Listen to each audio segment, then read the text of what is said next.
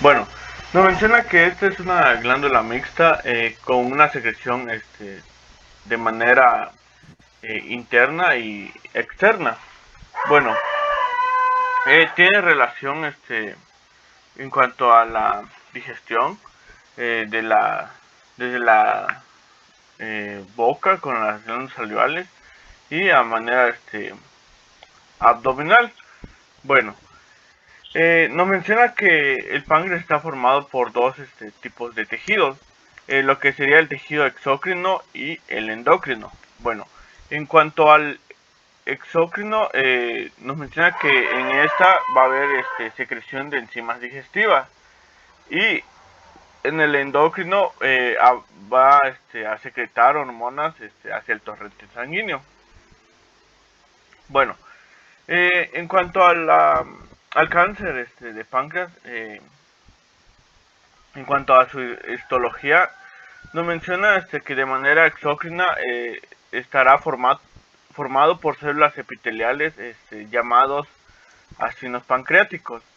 En cuanto a la porción endocrina, nos menciona que aquí se agrupan islotes de Langerhans y los cuales producen insulina, glucagón o isomatostatina. Bueno, en cuanto a las células alfa, nos menciona en cuanto a su función que sintetizan y liberan glucagón y aumentan el nivel de la glucosa sanguínea, que representa entre el 10 y el 20% de los islotes. En las células betas, como ya sabemos, producen y liberan insulina, que es una hormona hipoglucemiante que regula el nivel de glucosa en sangre. En las células delta nos menciona que aquí se produce somatostatina, la cual inhibe la contracción del músculo liso y el aparato digestivo y también a la vesícula biliar. En las células F nos menciona que producen y libera polipéptido pancreático que controla y regula la secreción exócrina del páncreas. Bueno, hablando un poco de epidemiología, nos menciona que el cáncer pancreático suele aparecer entre los 65 y 85 años de edad. Predomina en los varones y la raza negra, lo que equivale en esa población a un 80%. Y se diagnostica en estadios avanzados. Bueno, es raro también encontrarlo en la tercera década de la vida. Su rango como tal sería entre máximo serían 60-70. Bueno, en cuanto a la localización, nos menciona que el cáncer pancreático se da en un 60% en la cabeza, un 20% en el cuerpo y el 10% en la cola. Bueno, en cuanto a su etiología, nos menciona que es multifactorial con varios factores de riesgo, que estos van a predisponer a la alteración a nivel celular, que nos va a llevar a una pérdida del control y retraso en la muerte celular programada. Y también uno de los factores de riesgo sería la exposición a carcinógenos tanto ambientales como moleculares. Bueno, en cuanto a la clasificación de los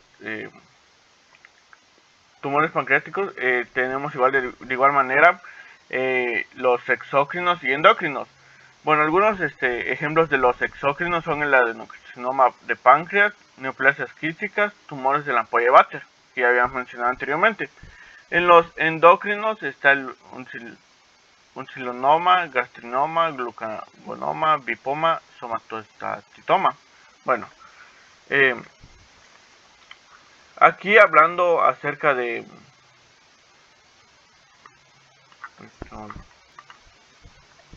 los signos y síntomas del cáncer de páncreas, según la localización, nos menciona que, por ejemplo, en los tumores de la cabeza se va a presentar en un 92% la pérdida de peso, en un 82% ictericia, dolor en un 72%, anorexia 64%, náuseas 45%, vómito 37% y astenia en un 35%. En cambio, los tumores en el cuerpo y cola, hay un 100% como tal de pérdida de peso. Al igual, los más destacables serían el dolor en un 87% y náuseas como tal. Y en un menor porcentaje, si nos damos cuenta, bueno, comparando los tumores de la cabeza con los del cuerpo y la cola, sería la ictericia, en la cual es más marcada en tumores de la cabeza en comparación a los tumores del cuerpo y la cola.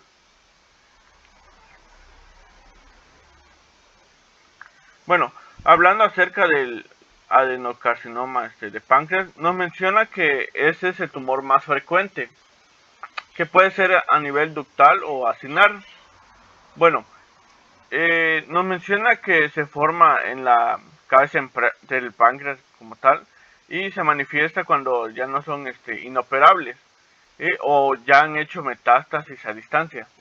Bueno, en cuanto a la adenocarcinoma, nos menciona que un 70% pues se va a desarrollar en la cabeza, un 20% en el cuerpo y un 10% en el páncreas. Bueno, en el adenocarcinoma va a haber un agrandamiento en la porción afectada como tal, pues, que nos va a llevar a una pancreatitis paraneoplásica y generalmente obstruye el conducto de Wilson. Bueno, nos puede tener una invasión del colédoco retropancreático y nos produce ictericia. Es lo que mencionábamos acá. O sea, como si es en la cabeza, va a llevar a una obstrucción de los conductos como tal. Por eso va a haber en un mayor porcentaje, cuando hay tumores de la cabeza, a ictericia, porque va a haber como que un estancamiento de la bilis y pues se va a aumentar el nivel estérico.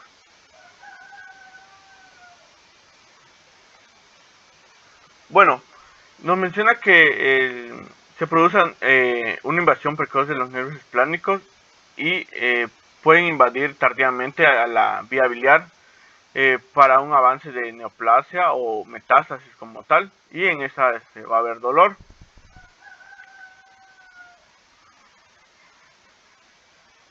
En cuanto al adenocarcinoma de la cola del páncreas, nos menciona que los tumores en esa porción se tienden a desarrollar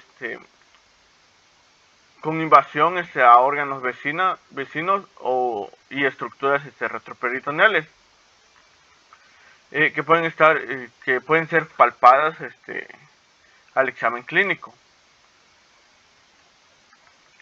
Bueno, hablando como tal de la exploración física, pues el paciente va a tener ictericia, la palpación de la vesícula distendida, que sería el signo de Corbusier, palpación de una masa abdominal, pues podría ser por el crecimiento de la cola, lo que habíamos mencionado, del páncreas.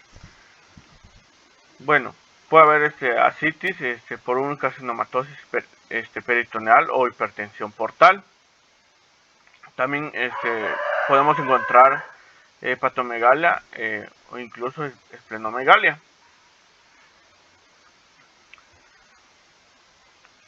En las características del dolor abdominal, pues ese es el más frecuente, de localización epigástrica o ambos epicondrios, con una intensidad severa, la cual se irradia en cinturón en regiones dorsolumbares. Nos menciona que suele tener un predominio nocturno y empeora con las comidas, y con el decúbito supino se alivia, y con la flexión ventral de la columna vertebral. Bueno, esto se debe a que hay una invasión perineural en los plexos celíacos y compresión de las estructuras vecinas. Bueno, también obstrucción total o parcial del conducto pancreático.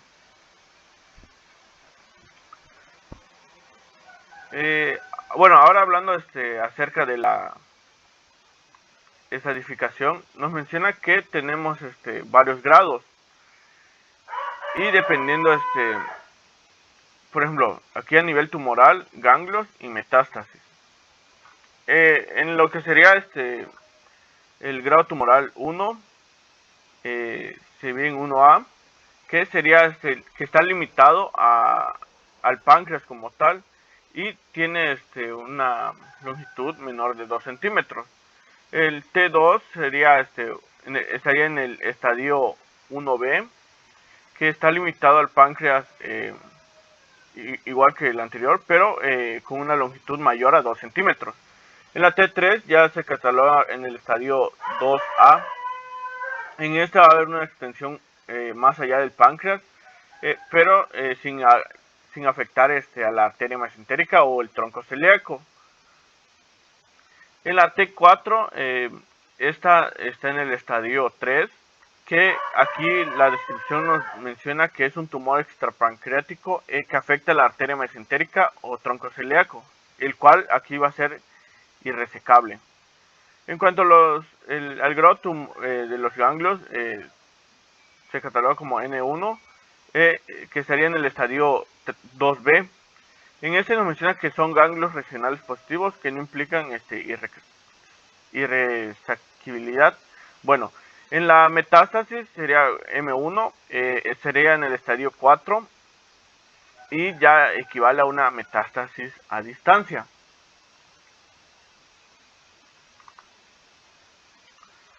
Pues esto es igual la misma clasificación y aquí nos va como de manera más fácil nos va catalogando pues en cuanto a las etapas a la cual equivale cada una de ellas. Y ya aquí por ejemplo acá podemos decir que sería un tumor limitado menor de 2 centímetros con metástasis a los ganglios a nivel regional y no habría metástasis distante y así sucesivamente. Uno sería la clasificación de TNM, que sería tumor, ganglio y metástasis. Bueno, en cuanto al diagnóstico diferencial, una sería neoplasias periampollares, también carcinoma de la ampolla de Vater en la parte distal del colédoco o duodeno, el cual puede presentarse al igual con dolor, pérdida de peso, ictericia obstructiva y una vesícula biliar palpable. Para el diagnóstico de cáncer de páncreas nos menciona que por lo general el diagnóstico histológico es mediante una biopsia. Y cuando hay lesiones pequeñas en el interior de la cabeza, pues es difícil obtener una muestra de esa zona, por la ubicación como tal. Otro estudio para el diagnóstico sería la tomografía computarizada, que nos va a evaluar la localización del tumor, la extensión y pues si hay diseminación como tal de Otro estudio sería la ecografía abdominal para evaluar pues las vías biliares, el páncreas como tal, en cuanto a sus mediciones. La CEPRE, que sería la colangiopancreatografía endoscópica y endoscopía, nos menciona que pues va a ser para obtener muestras para estudio citológico y o genético. Bueno, en cuanto al marcador tumoral CA199, nos menciona que este es sintetizado por el epitelio del árbol biliar y el páncreas exócrino y suele ser un buen indicador de enfermedad diseminada cuando ya se encuentran cifras muy elevadas de este antígeno tumoral.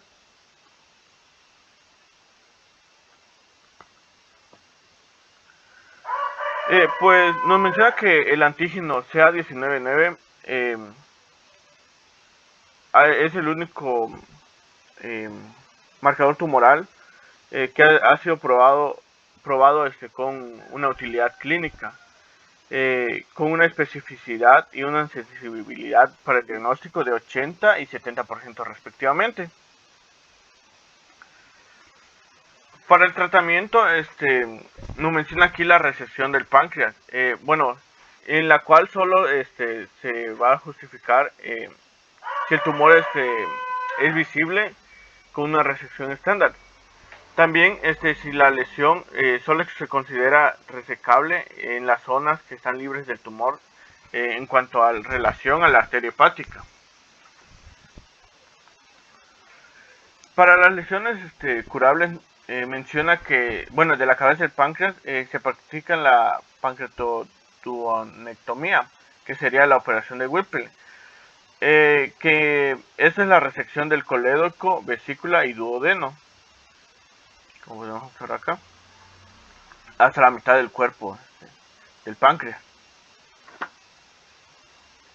Bueno, algunas de las complicaciones postoperatorias de la pancreatoduodectomía nos menciona que puede ser la fístula pancreática, una sepsis intraabdominal, retardo del vaciamiento gástrico, alguna hemorragia digestiva alta, dehiscencia de la anastomosis, alguna falla respiratoria e incluso infección de la herida. Bueno, en cuanto al tratamiento del adenocarcinoma del páncreas que son resecables, nos menciona que deben ser menores de 6, en los adenocarcinomas menores de 6 centímetros de diámetro, que están limitados al páncreas, que no hay metástasis y que no tienen invasión a estructuras vasculares. Pues aquí sería el tratamiento quirúrgico añadiendo una terapia adyuvante, que sería ya sea en forma de quimioterapia o quimiorradioterapia. Para el tratamiento de la ictericia obstructiva, nos menciona que se puede recurrir a dos técnicas como tal, una ya sea conservadora o quirúrgica. La conservadora va a consistir en un drenaje biliar interno o externo mediante la colocación de stents y tubos de drenaje mediante CEPRE o técnicas radiológicas intervencionistas. En la quirúrgica, pues sería la colecistoyeyunostomía o coledocoyeyunos. Bueno, les repetí la palabra. Bueno, sería de manera quirúrgica para la ictericia obstructiva.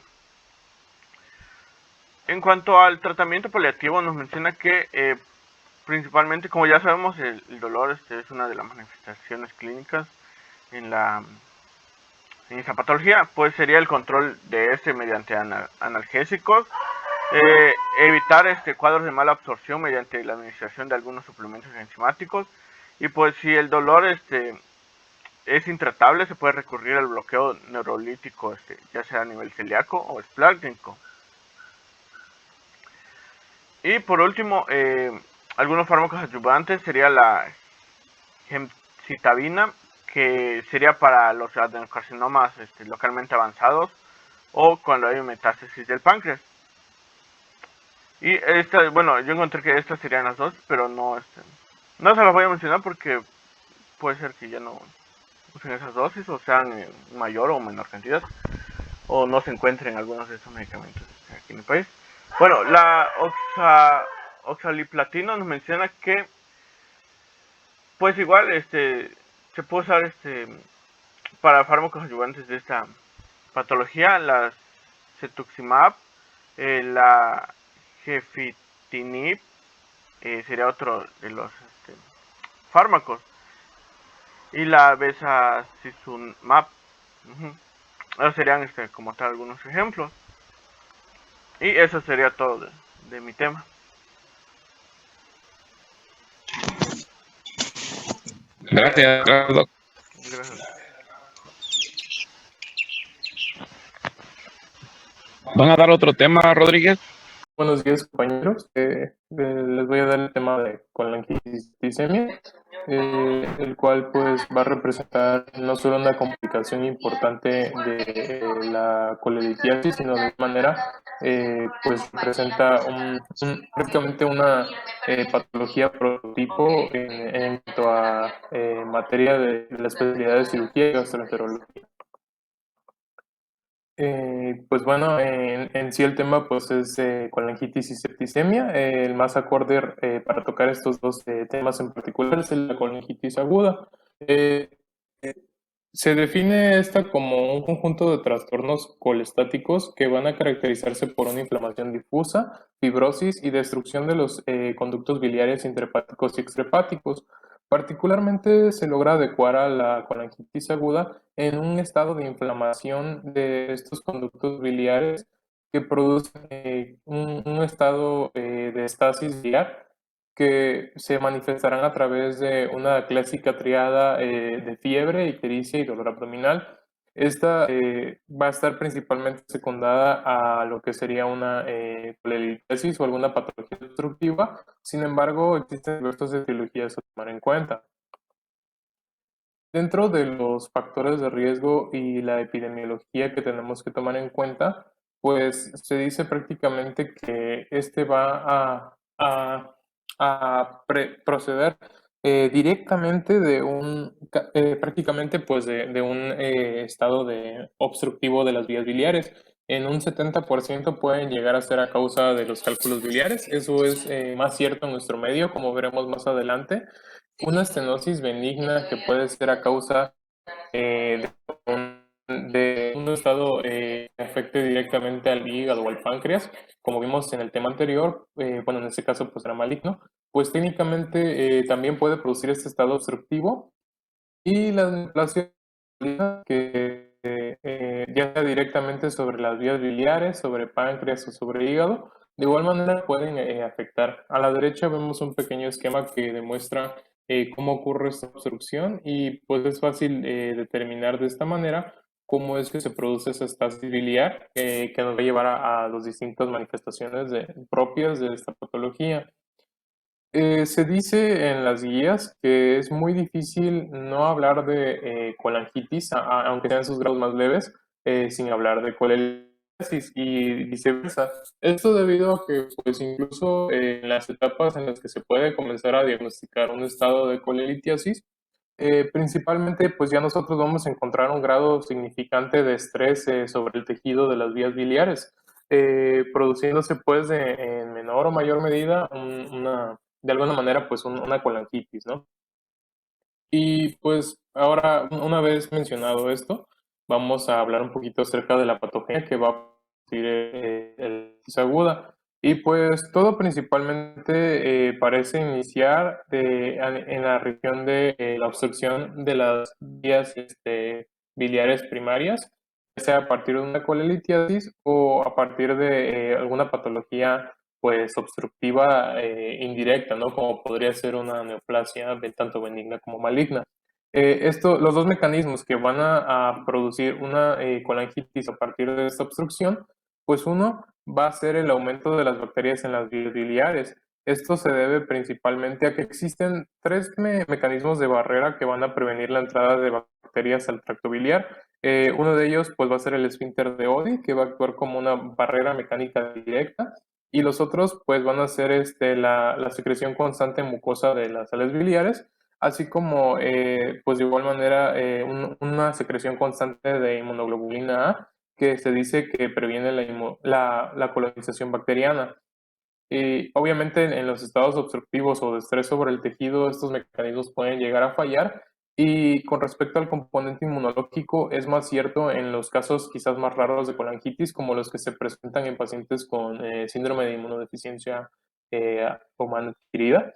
Y de igual manera, pues en los estados posoperatorios, ya que es muy común de igual manera encontrar colangitis posteriores a la colocación de un stent en la región de las vías biliares.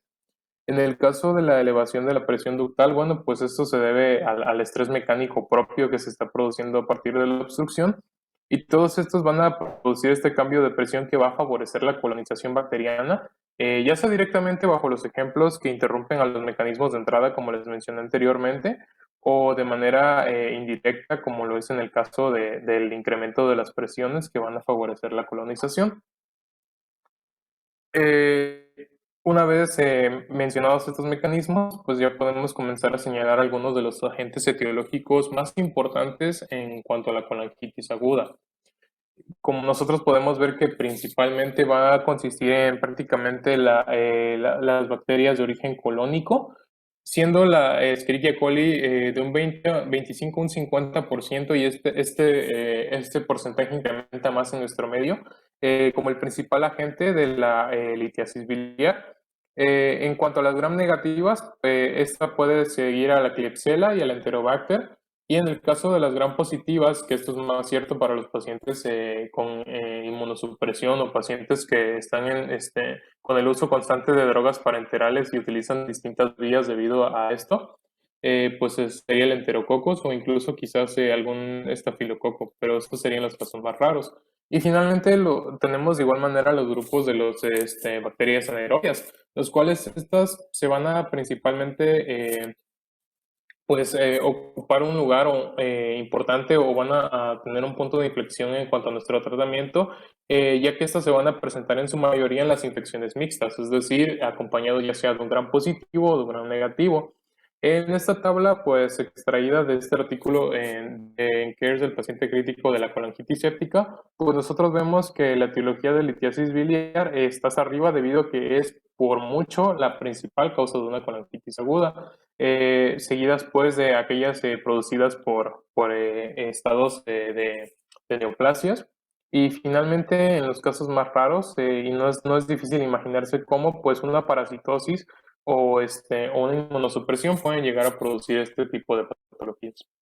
Algunas etiologías especiales que hay que tomar en cuenta y son realmente bastante raros, serían el síndrome de Mirizzi, el cual pues va a consistir en una estenosis del conducto biliar, que va a estar causado por presión mecánica a causas pues de afecciones del cuello de la vesícula.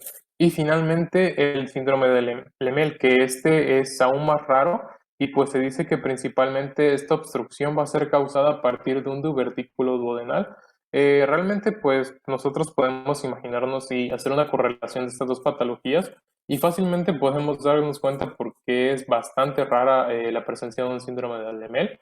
Sin embargo, no se ha descartado, y sí que se han reportado pues casos de colangitis debido a esto, a pesar de que sea bastante raro, y aunque solo pueda ser teorizado, pues desafortunadamente gana la incidencia de la colangitis aguda, pues llevándose a cabo la presencia de estos síndromes propios, ¿no?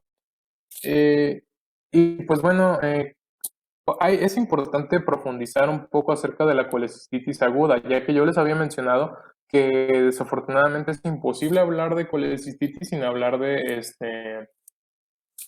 de colangitis, y viceversa, ¿no? Entonces es importante conocer las formas de colecistitis que pueden condicionar a una colangitis aguda, y pues principalmente van a ser la litiásica, la cual se va a caracterizar por la ausencia de un lito en la región de las vías biliares; una colecistitis fantogranulomatosa, que se va a caracterizar por la formación de cristales fantogranulomatosos en la pared de las vías biliares; y la enfisematosa, que se va a caracterizar por la presencia de aire producido por las bacterias anaerobias, que estos pueden llegar a colonizar las vías aéreas.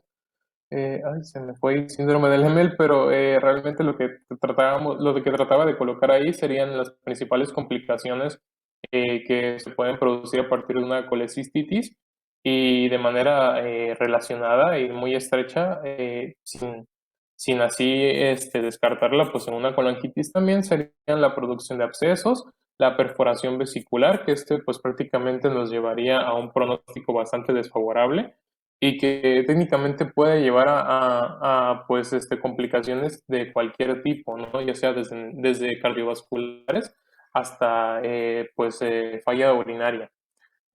Finalmente, pues a la derecha yo les muestro una imagen de la Sociedad Japonesa de Cirugía Hepatobiliar Pancreática, debido a que pues a nivel internacional esta sociedad se va a caracterizar y es prácticamente un estandarte en el cuidado y el tratamiento no solo de la colecistitis aguda, sino también de la colangitis, debido a sus guías, pues las llamadas Tokyo Guidelines, o las TG, que van a seguir posteriormente con el año en que fueron publicadas.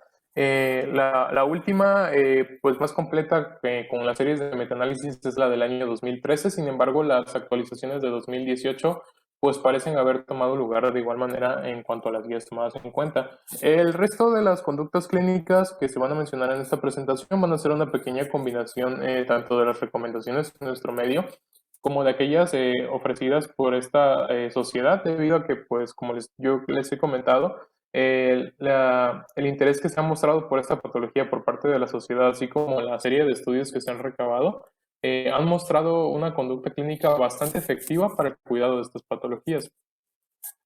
Continuando un poco acerca de las manifestaciones clínicas. Bueno, aproximadamente en el siglo XIX, si no estoy mal, en el 1887 o 97, Charcot publicó por primera vez acerca de la colangitis aguda y lo hizo de una manera en la que describió una tríada que prácticamente ha superado la prueba del tiempo, la cual es la tríada de Charcot, que se va a caracterizar por la presencia de fiebre, dolor abdominal e ictericia.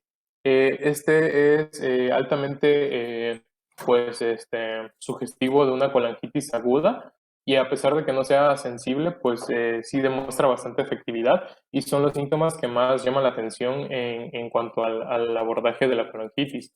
Particularmente esto es más cierto en el dolor abdominal y la fiebre, ya que son los dos principales síntomas que en su mayoría se van a presentar. No siempre se va a cumplir la triada, y estadísticamente se nos dice que el síntoma que menos aparece va a ser la ictericia. Sin embargo, no por eso hay que descartar pues una colangitis, en especial cuando nosotros tomamos una correlación clínica del paciente, pero de eso lo haremos un poco más adelante. Entonces, en el siglo XX, Reynolds volvió a retomar esta triada de Charcot y agregó dos síntomas más para generar la que es la llamada pentada de Reynolds, el cual se caracteriza por hipovolemia o también llamado estado de choque y afección del estado mental. Esta afección puede verse no solo como afecciones del estado de alerta, sino de igual manera, pues, un paciente no cooperativo podría ser pues, incluido en esta afección del estado mental. Como veremos más adelante, esto va a jugar un papel importante en cuanto a la serie de complicaciones de la enfermedad, y estos dos síntomas clave podrían ser incluso pequeños antecedentes de lo que hoy en día la sociedad japonesa pues toma en cuenta para la administración de pacientes con colangitis aguda. Algunas complicaciones por la bacteriemia pueden ser la presencia de abscesos hepáticos, la septicemia y la falla orgánica múltiple. Por supuesto, la presencia de estos cuadros clínicos van a empeorar muchísimo el pronóstico de la enfermedad. Continuando un poco con el abordaje clínico, bueno, en cuanto nosotros tenemos un paciente con una triada de Charcot, nosotros podemos de manera válida y siempre con la correlación de la historia clínica, pues empezar a sospechar de una colangitis aguda. A partir de pues, y esto se habla a lo mejor más en un medio hospitalario y sea cierto, pues en un tercer nivel, quizás en un segundo nivel si se tiene la fortuna de contar con el especialista. Sin embargo, pues debido a que esto es presentado como una urgencia, esto pues es más ambiguo, ¿no? Se dice que un abordaje directo podría ser una colangiopancreatografía retrógrada por endoscopía, y sin embargo, de manera inicial, aquí digamos se contradice un poquito la guía. Es primero una correlación por medio de clínica y para posteriormente pues realizar digamos un estudio ligeramente escalonado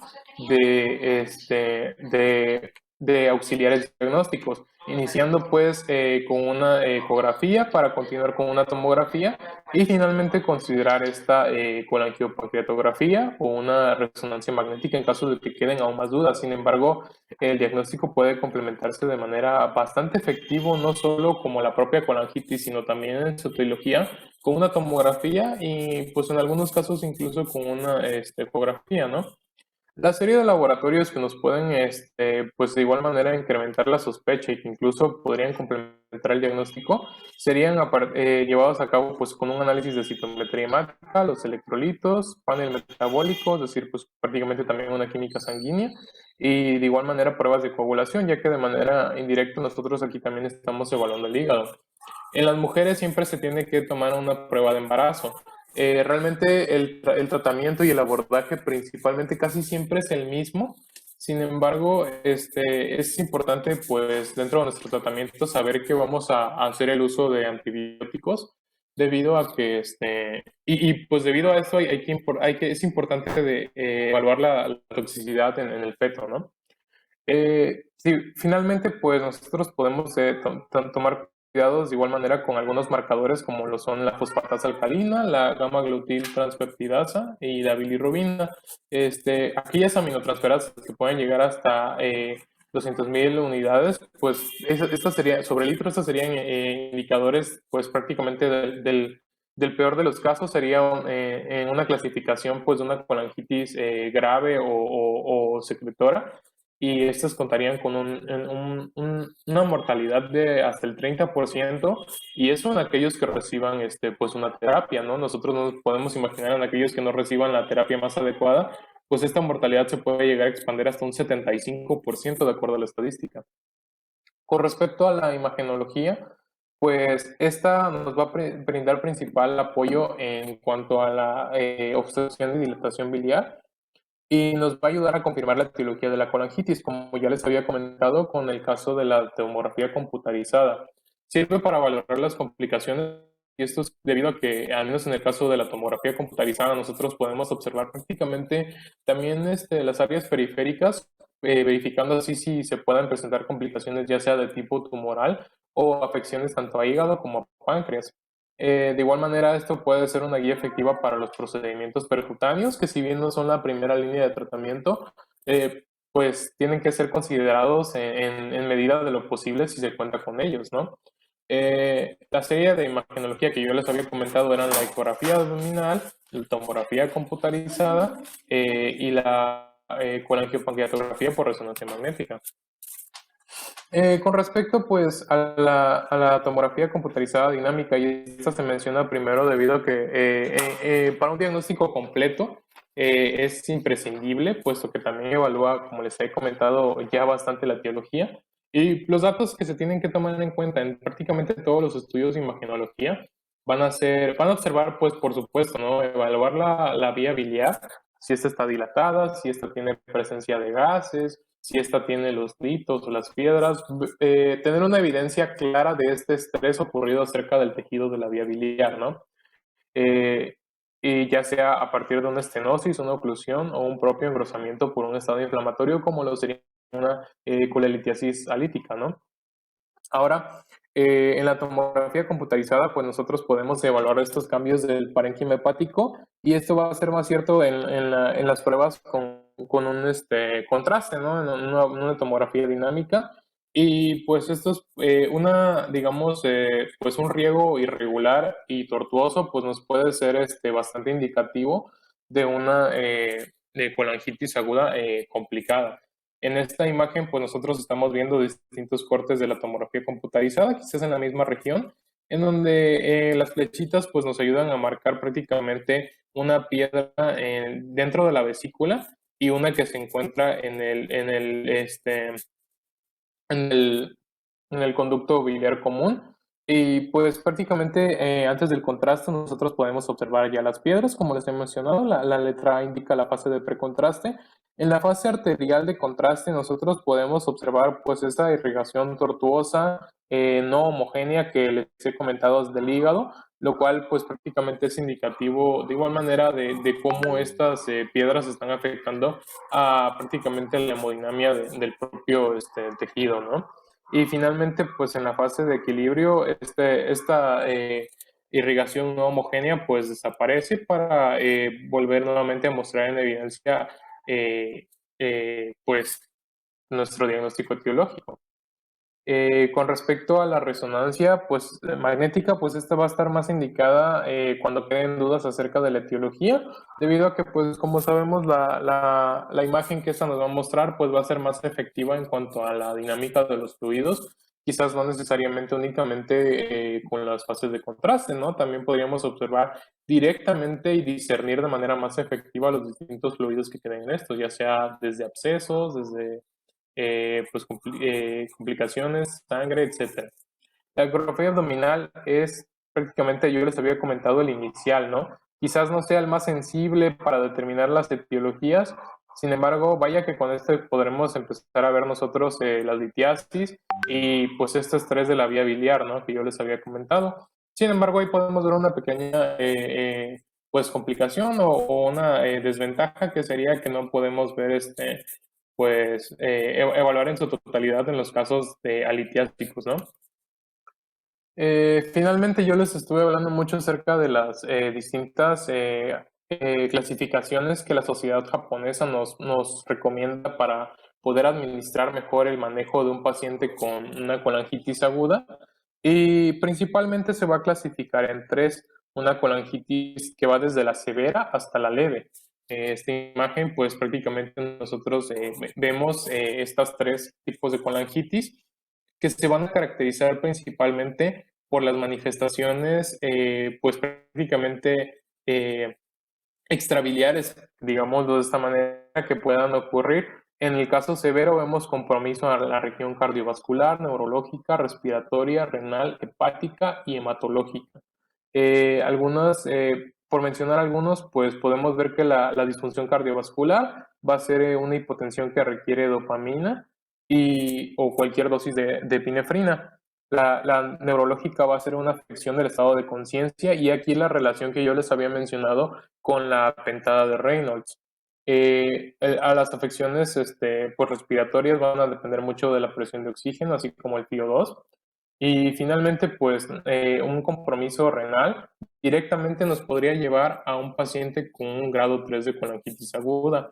En los casos moderados, nosotros esto nos vamos a guiar principalmente por los hallazgos laboratoriales, y estos se van a caracterizar ya sea por una leucocitosis, como lo sería en el caso verdaderamente agudo, ¿no? De un estrés, de una colonización, y en una pues leucopenia en el caso de aquellos pacientes que desarrollaron esta enfermedad por un compromiso inmunológico, como les he comentado con los pacientes con SIDA.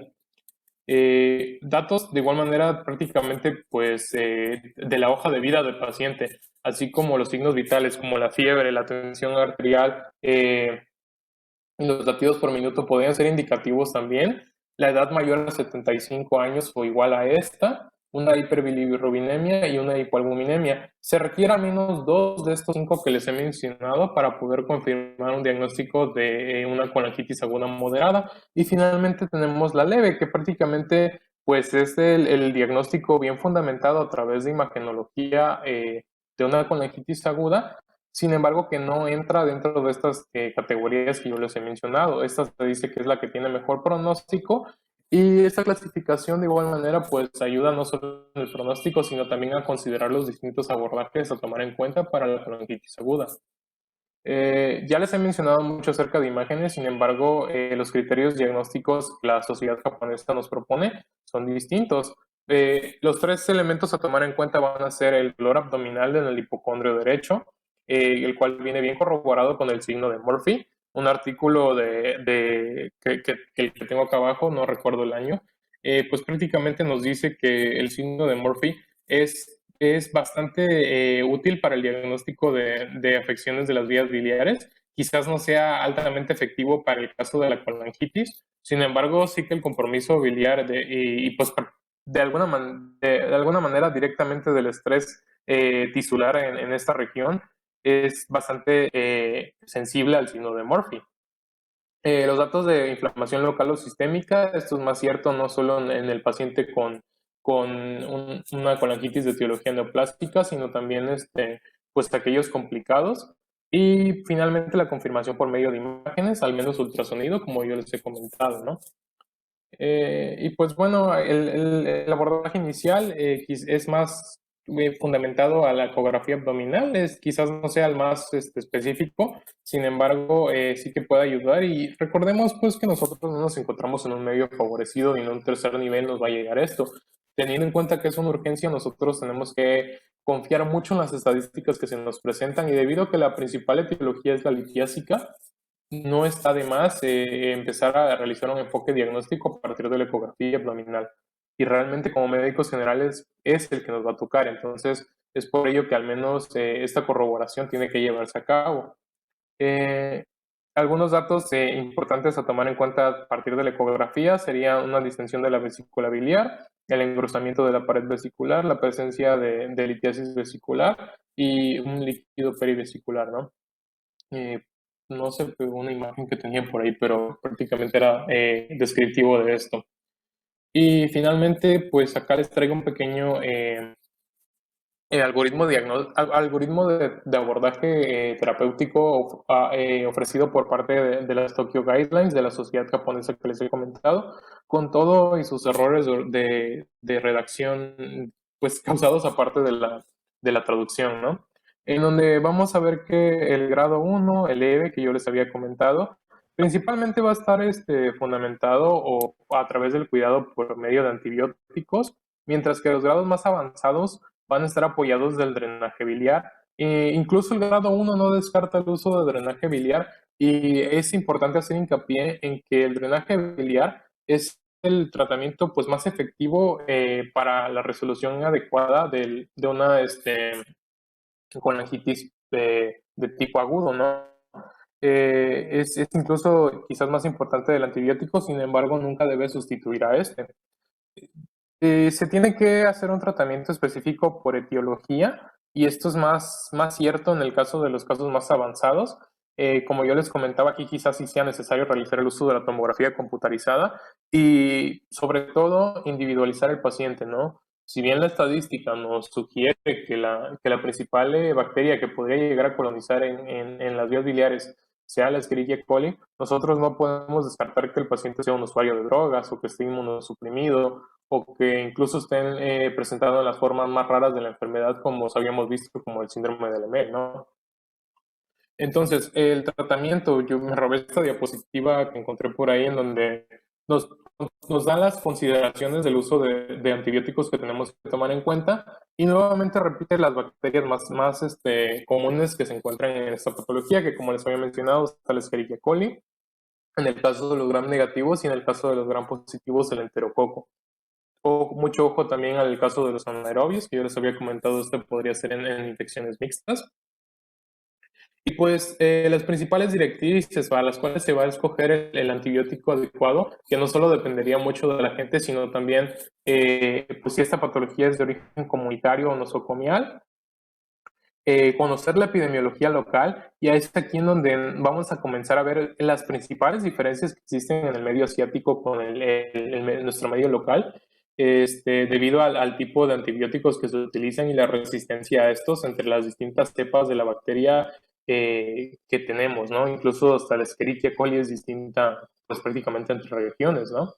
Y como yo les había comentado, los factores de riesgo para volverse una bacteria multiresistente, que puede ser el uso prolongado de los antibióticos, el desapego al tratamiento, la afección inmunitaria, ¿no? Que podría ser también el uso de corticoides. Otro punto, pues prácticamente preguntas de examen para especialistas, ¿no?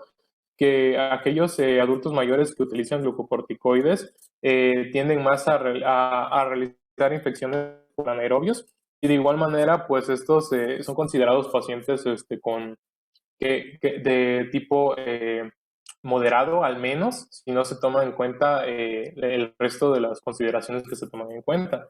Las comorbilidades que se pueden llegar a padecer, realmente aquí me voy a poner un poquito subjetivo, ¿no? Yo llegué a tener un familiar que padeció colangitis aguda y que tenía como comorbilidades, pues prácticamente enfermedad cardiometabólica, que posterior a la colangitis desarrolló un infarto agudo del miocardio, que posterior a esto le produjo una insuficiencia cardíaca congestiva que pues prácticamente lo acompañó por el resto de sus días, ¿no?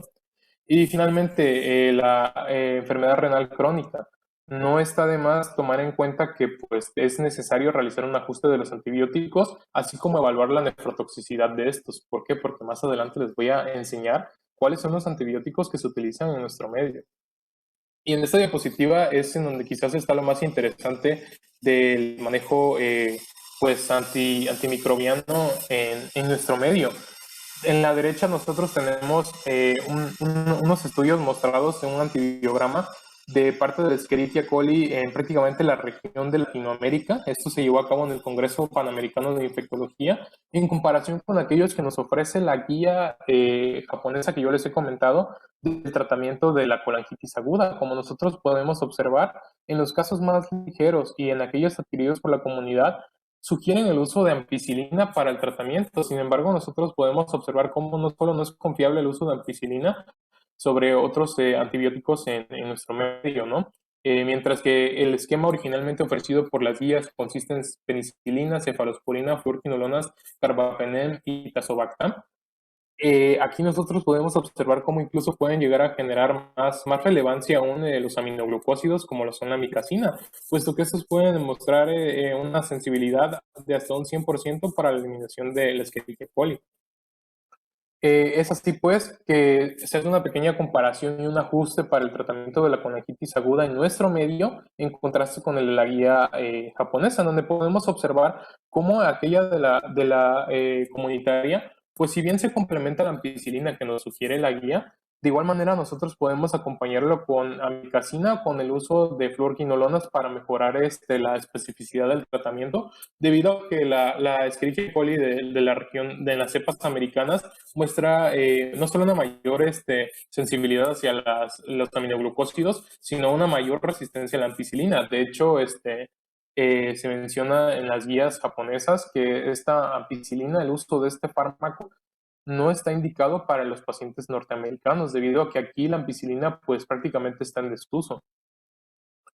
Y finalmente, los esquemas de duración recomendados para terapia antimicrobiana van a depender del tipo de patología. Como podemos ver, incluso acá se complementa un poco con el tratamiento de la colecistitis, en donde pues podemos ver cómo una duración de 4 a 7 días es recomendado para el uso de una colangitis, ya sea de grado 1 o de grado moderado, y cómo en los casos más avanzados se van a extender hasta 2 semanas. Finalmente, ya para terminar, pues vamos a ver cuáles son el tratamiento por parte del drenaje biliar. Pues se dice que el principal va a ser el endoscópico transpapilar. No quise entrar mucho en detalles acá porque realmente no es un procedimiento que nosotros podamos hacer directamente. Y es el de la primera línea, debido a que es el que muestra menores complicaciones y es el menos invasivo. Esto es más efectivo en los pacientes inmunosuprimidos.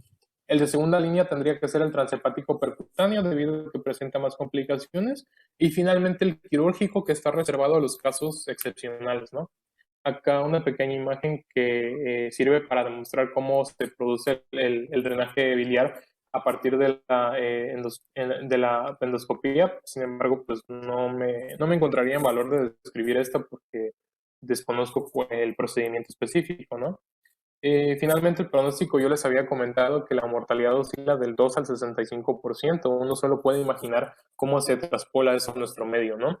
Se dice que a nivel global la mortalidad por colangitis ha disminuido hasta un 10%. Esto fue mencionado en la guía. Sin embargo, una pequeña actualización pues le aumentó un 1%, no lo lleva a un 11%. Y que los casos de colangitis aguda grave van a aumentar de un 20 a un 30%. Y pues mensajes a llevar a casa, siempre individualicen el paciente, su etiología es muy importante y no necesitan pues de los estudios más sofisticados para poder llevarlos a cabo. A veces una historia clínica basta para saber si tu paciente es un inmunosuprimido o se trata verdaderamente de un adquirido a la comunidad por Escherichia coli, y pues esto va a favorecer mucho la terapéutica aplicada. Y eso sería todo. Gracias, Rodríguez. Muy bien, Rodríguez. El diagnóstico es clínico, Rodríguez. Obviamente, si el paciente llega con fiebre, ictericia y Murphy, o sea, dolor abdominal, pues tú puedes estar pensando que tiene alguna colangitis, algún problema de la vía biliar, y el diagnóstico lo haces con ultrasonido. En nuestro medio es la clínica, el ultrasonido, y normalmente la colangitis es un problema obstructivo de la vía biliar, pues sí tienes que hacer el drenaje de la vía biliar colocando una sonda nasobiliar por vía endoscópica. No tienes que llegar a hacer tanto, bueno, al menos en nuestro medio, resonancia, tomografía, ¿no? Con la clínica y el ultrasonido, donde te puede indicar que hay dilatación de la vía biliar o que ya vea el lito que está obstruyendo, pues bueno, ya tienes el diagnóstico y tienes que iniciar el manejo. Acuérdate que nosotros tenemos más la escuela americana más que la japonesa y el manejo y el abordaje cambia un poco, ¿no? En endoscopía sí, nos inclinamos más por la escuela japonesa, pero en nuestro medio tenemos más de la escuela americana y el abordaje y sobre todo el tratamiento con antibiótico es distinto. Y obviamente tienes que usar antibióticos de amplio espectro. Al menos en mi experiencia, yo inicio con una quinolona y metronidazol y les va muy bien. Las quinolonas pegan muy bien a la vía biliar. Y dependiendo del acceso, pues usa imipenem, carbapenem, todos esos medicamentos, ¿no? Que son ya más amplio espectro. Y obviamente tú puedes estar dando antibiótico y lo que quieras, pero si no drenas la vía biliar al paciente no le va a ir muy bien. O sea, lo que tienes que hacer en cuanto tengas la posibilidad de drenarlo, tienes que drenar la vía biliar, ¿no? Porque la mayoría de colangitis es por proceso obstructivo. Si no es por un proceso obstructivo, pues bueno, el drenaje no te va a ayudar mucho, tiene que ser con antibióticos, pero es antibiótico y drenaje de la vía biliar, ¿no? Con una sonda nasobiliar. Esa imagen que presentaste es con con un stent. Este es un stent, ¿no? Normalmente se prefiere dejar una sonda nasobiliar, o sea, una sonda que va de la vía biliar a la nariz, para que estés viendo la cantidad de drenaje, las características de drenaje. La imagen que nos presentas es un stent. Si no tienes cómo dejar una sonda nasobiliar, pues sí, deja un stent, ¿no? Pues también te va a ayudar, estás descomprimiendo también la vía biliar, pero eso no te va a permitir ver las características del drenaje, ¿no? Puedes ver si hasta ahí pus en el drenaje con la sonda nasobiliar, ¿no? En cambio con el stent, pues no te vas a dar cuenta ni cuánto está drenando, ni las características del drenaje de la vía biliar. Muy bien, Rodríguez, muy bien. ¿Alguna duda, muchachos? Si nos queda algún tiempo, ¿alguna duda? No, doctor. No, doctor. Bueno, entonces mañana, muchachos, vemos pancreatitis. Por favor, estudien pancreatitis aguda para que le vayan entendiendo al tema. Entonces, nos vemos mañana para pancreatitis. Muchas gracias. Gracias, doctor. Gracias, Hasta doctor. luego.